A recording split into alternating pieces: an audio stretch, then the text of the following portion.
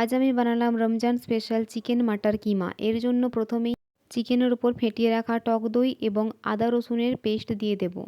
এরপর এতে পরিমাণ মতো লবণ, লঙ্কার গুঁড়ো, হলুদ গুঁড়ো, জিরের গুঁড়ো, ধনের গুঁড়ো দিয়ে এটি ভালোভাবে মাখিয়ে নেব। মাখানো হয়ে গেলে এটি 1 ঘন্টার জন্য রেস্টে রেখে দেব।